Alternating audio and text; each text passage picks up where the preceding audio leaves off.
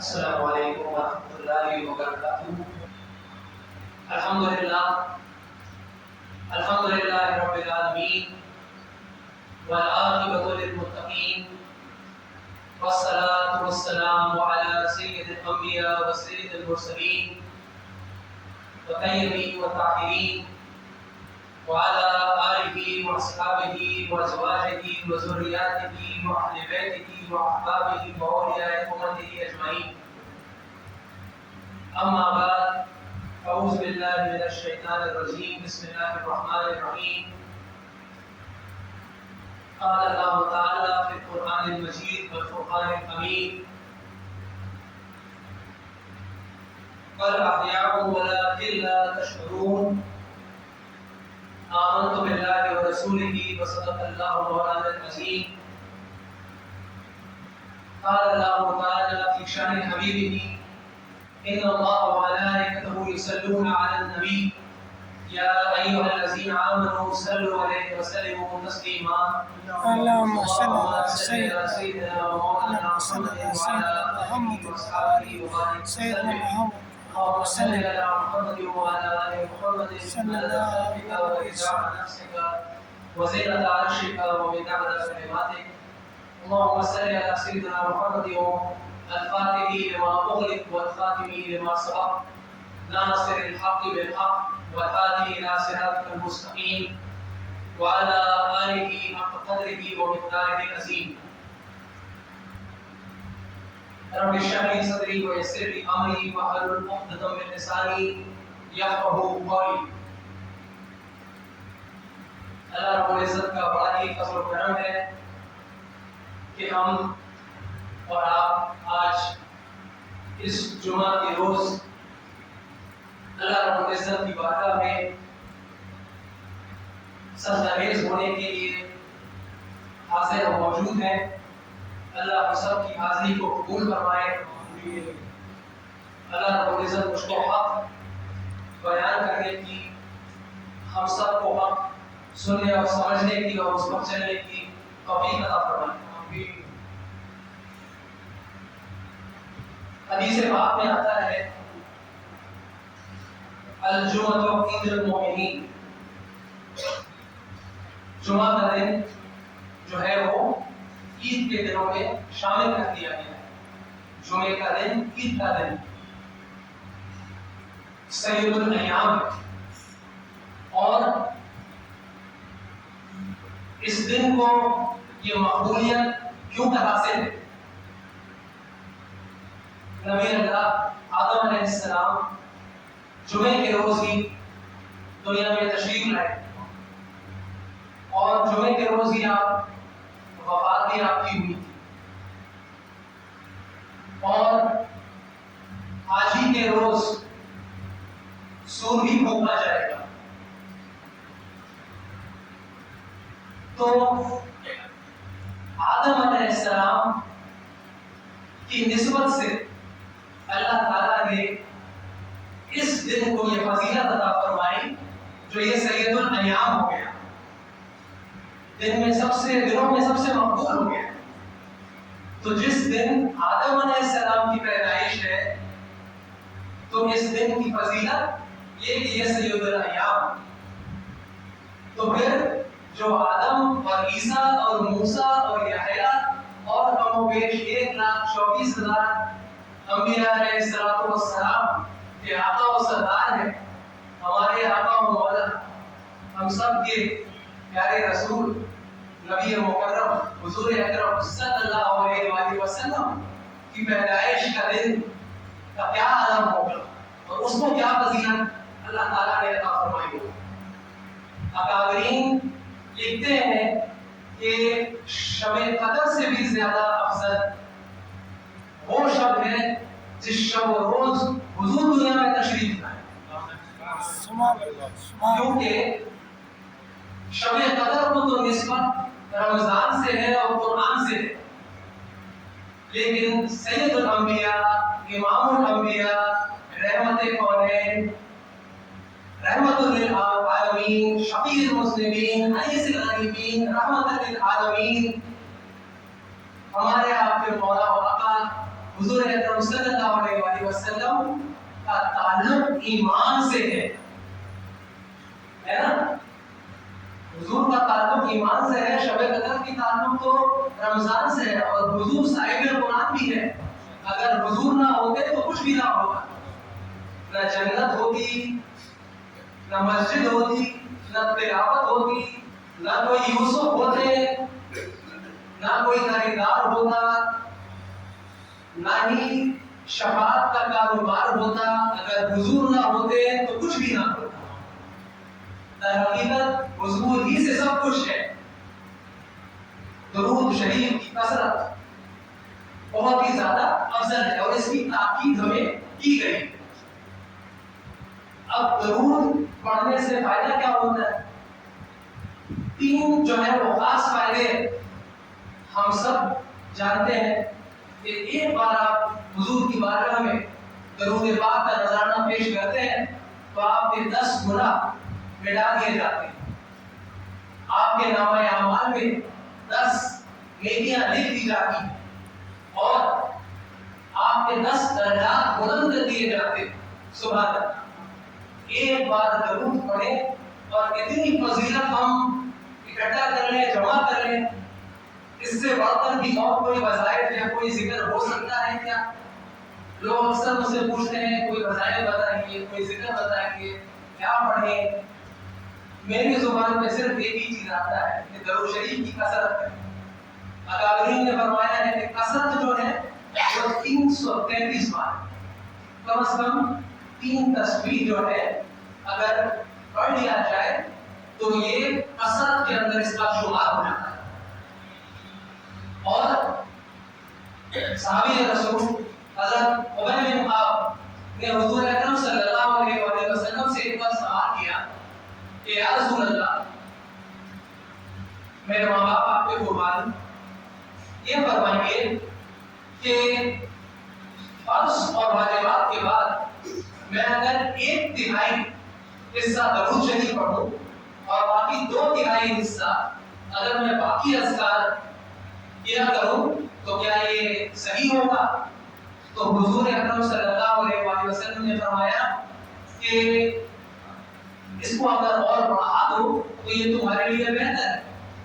اور اس طرح سے بات چلی اور پھر اس کو انہوں نے کہا کہ اگر مقدار جو ہے وہ آدھا درود کا کر دیا جائے اور آدھا دیگر اور وظائف کر دیا جائے تو کیا یہ بہتر ہوگا؟ اور حضور نے فرمایا کہ نہیں، اگر اور بڑھا دو تو یہ تمہارے لیے اور بہتر ہے اور افضل ہے.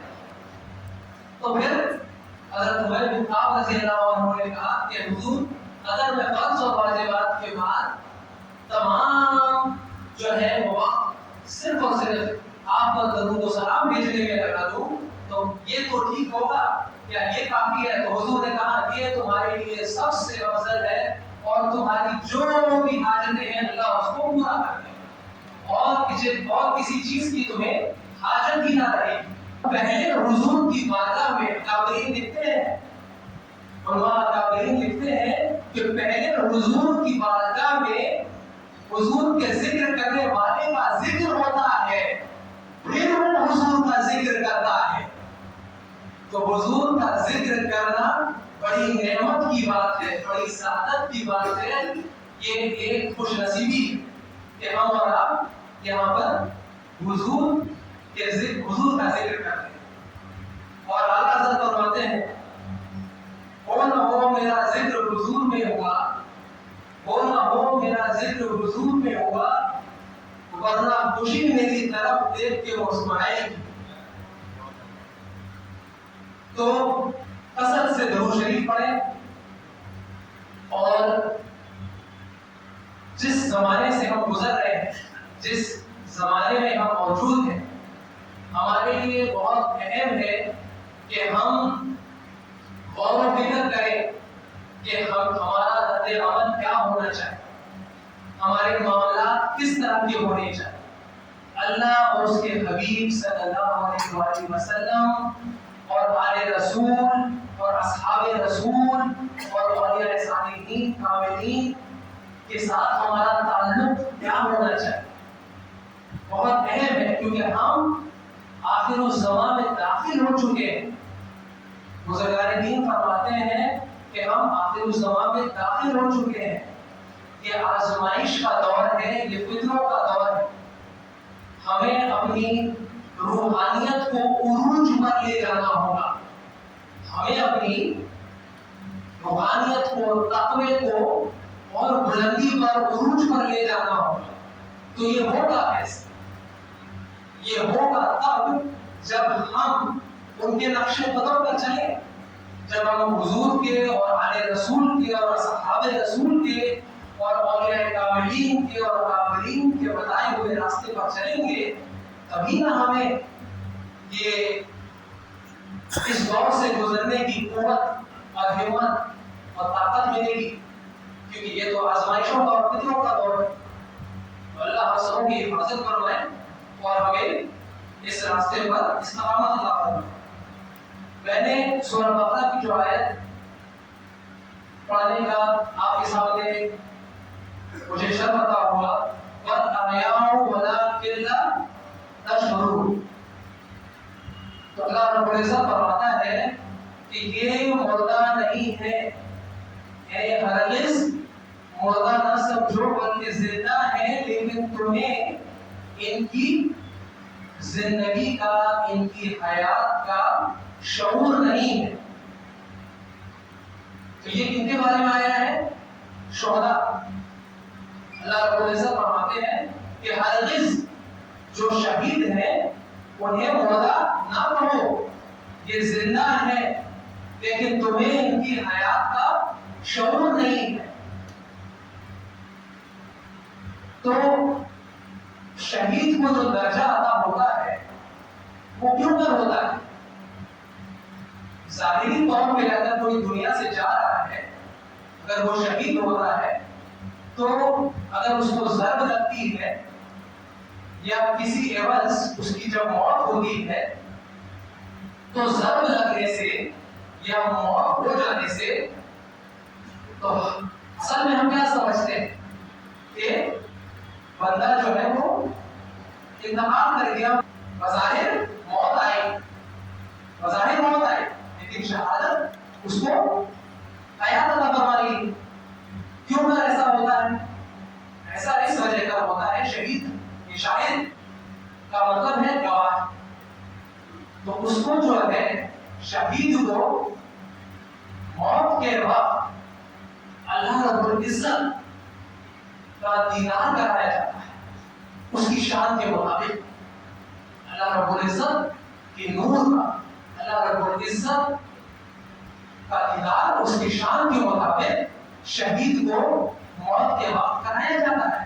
اور جب وہ اس چیز کا گواہ بن جاتا ہے, جب اس کو دیدار الہی ہو جاتی ہے, تو پھر وہ شہید کہلاتا ہے اور اس کو دائمی حیات مل جاتی ہے نا.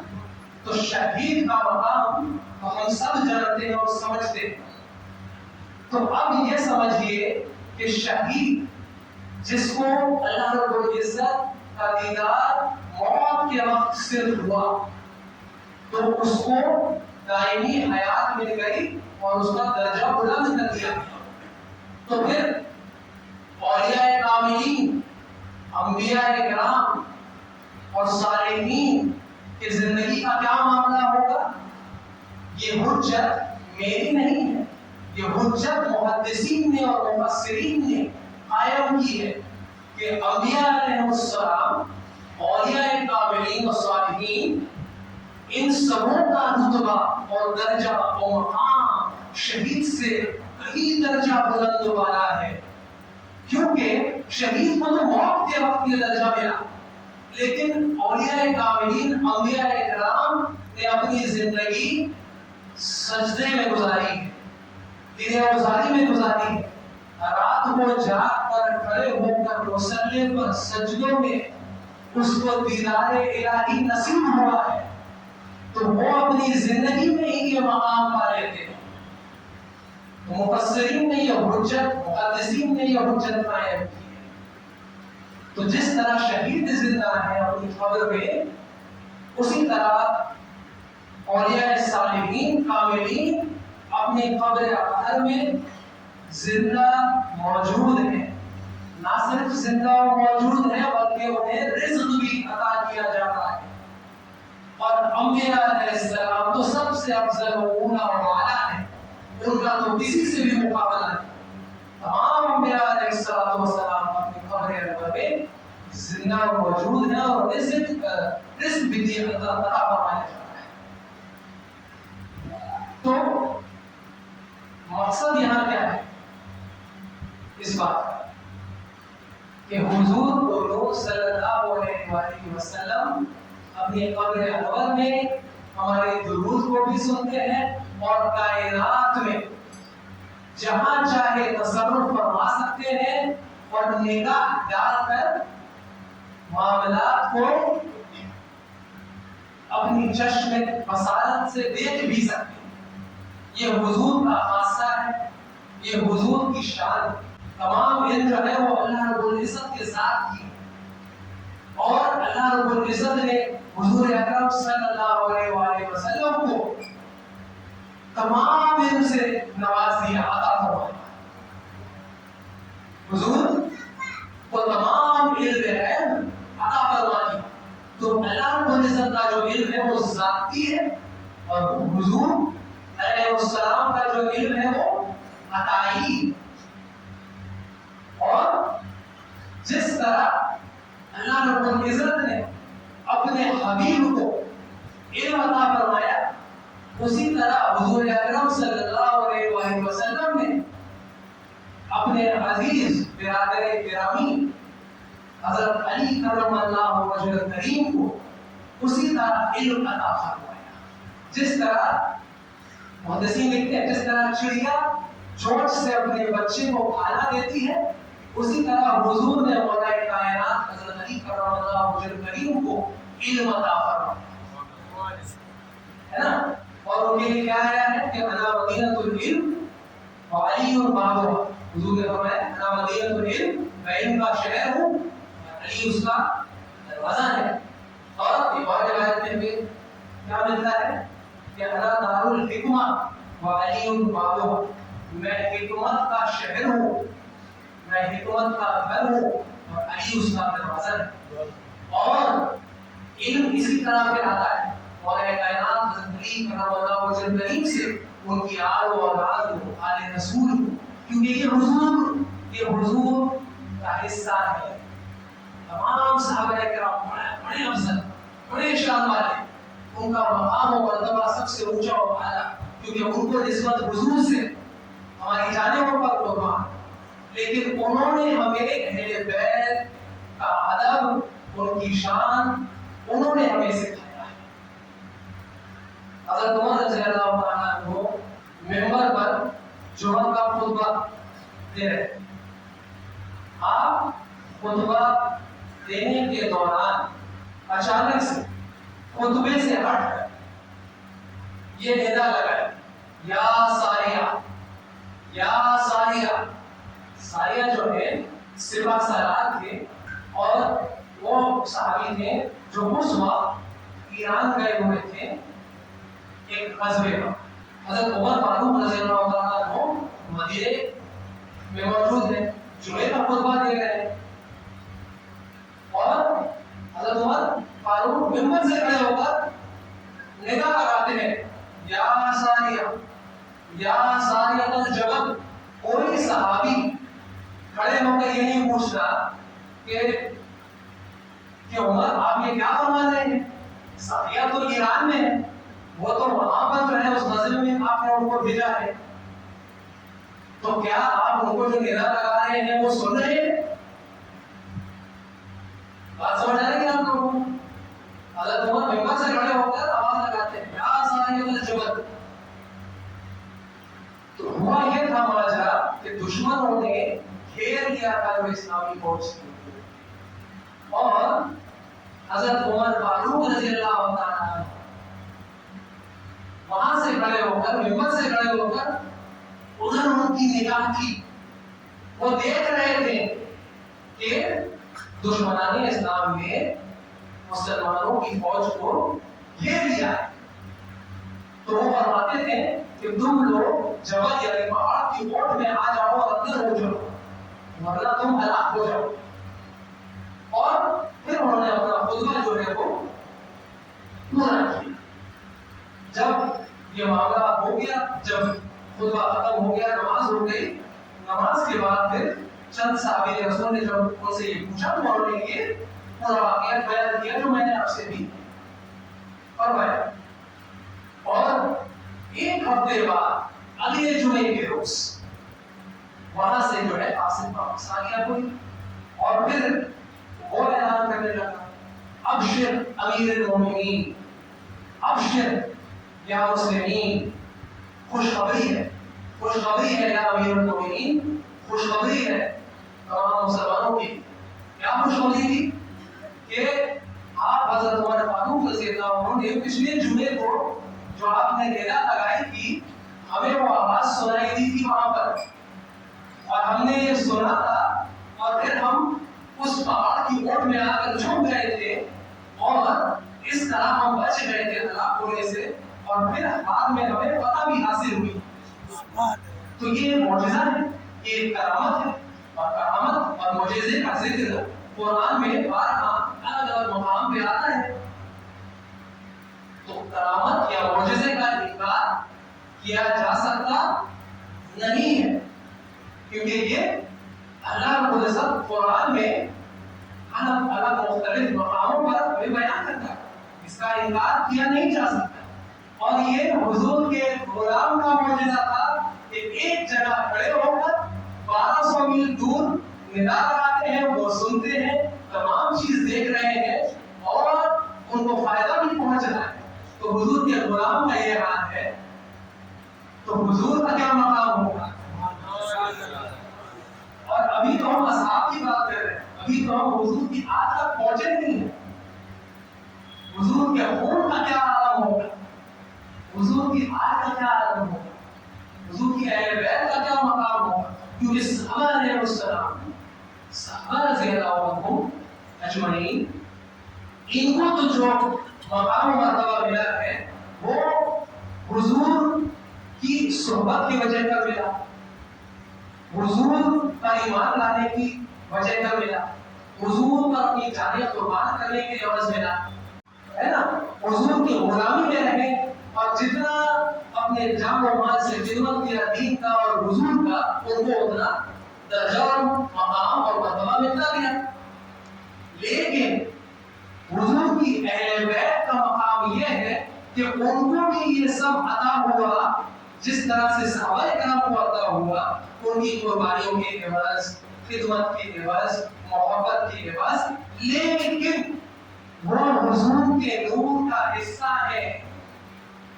अहले बैत अतहार हुजूर के जिस्म का हिस्सा है, उनके नूर का हिस्सा है। हुजूर फरमाते हैं, फातिमा बिदअतु मिन्नी, फातिमा मेरी जिस्म का हिस्सा है। कैसे बताओ, फातिमा मेरे गोश्त का हिस्सा है, मेरे जिस्म का हिस्सा है, मेरे जिगर का टुकड़ा है। उनका क्या मकाम हो, आपसे ज्यादा कायनात में कोई बड़ा हो सकता है, उनसे बड़ा मकाम पूरे कायनात में किसी का होता है, किसी का नहीं हो सकता।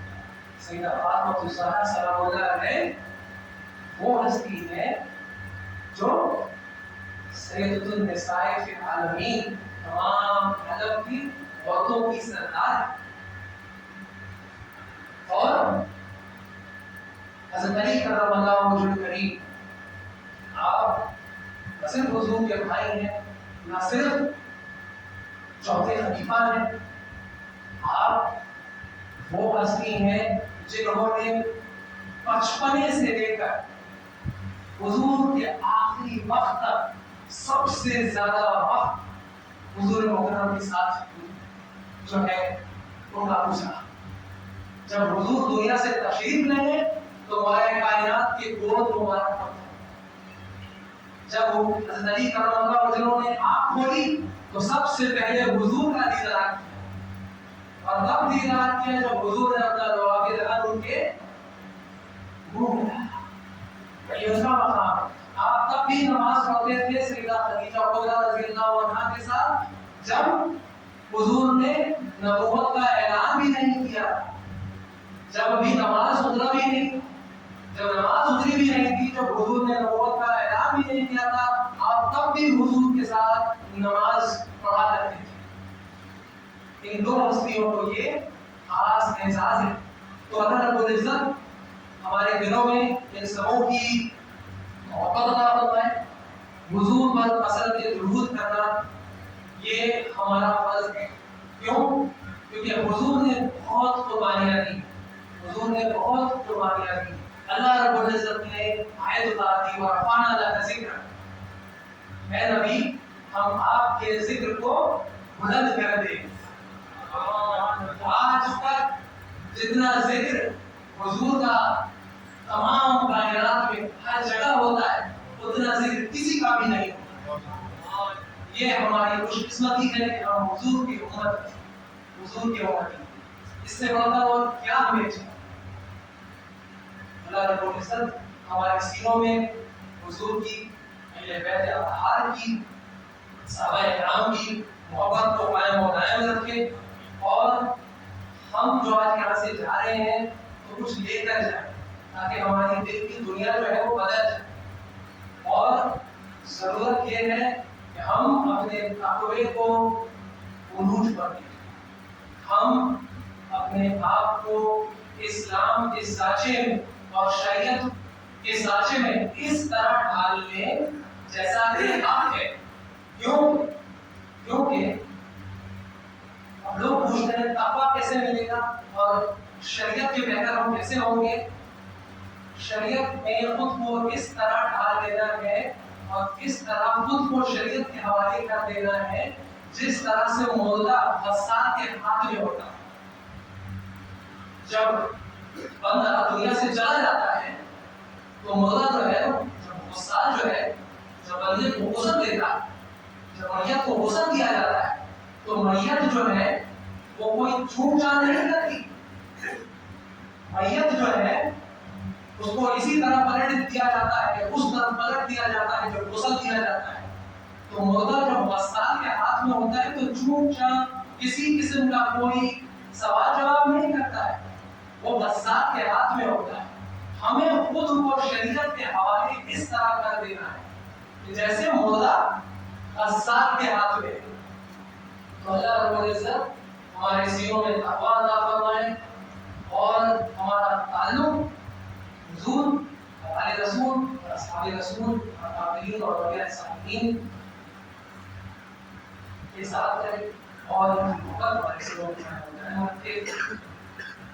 رأينا ولله خوف عليكم ولا هم يحزنون اللهم بارك محمد وارفع آل محمد منك الصلاة والسلام وآخر دعوانا الحمد لله رب العالمين صلى الله عليه وسلم.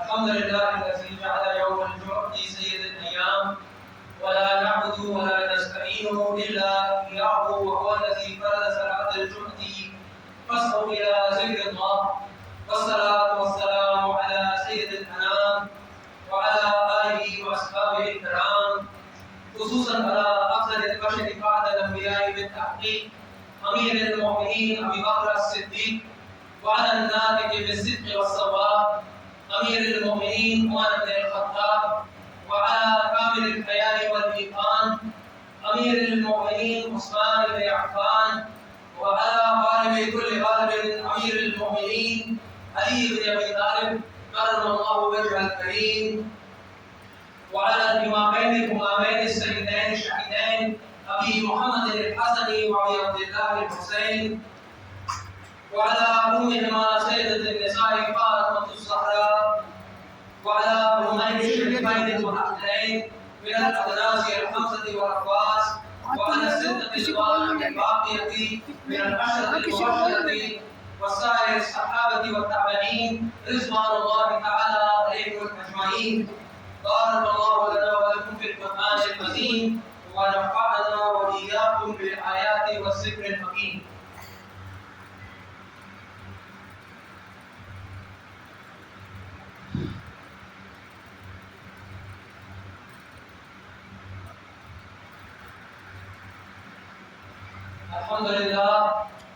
الحمد لله نحمده ونستعينه ونستغفره ونؤمن به ونتوكل عليه ونعوذ بالله من شرور انفسنا ومن سيئات اعمالنا من يهده الله فلا مضل له ومن يضلله فلا هادي له ونشهد ان لا اله الا الله وحده لا شريك له ونشهد ان محمدا عبده ورسوله ان الله وملائكته يصلون على النبي يا أيها الذين آمنوا صلوا عليه وسلموا تسليما اللهم صل على محمد بعدد من صل وسلم اللهم صل على محمد وعلى آل محمد بعدد من قاد مقام وصل على جميع الأنبياء والمرسلين وعلى ملائكتك المقربين وعلى عباد الله الصالحين برحمتك يا أرحم الراحمين عباد الله إن الله يأمر بالعدل والإحسان وإيتاء ذي القربى وينهى عن الفحشاء والمنكر والبغي يعظكم لعلكم تذكرون ولذكر الله تعالى أعلى وأولى وأعز وأجل وأتم وأعم وأكبر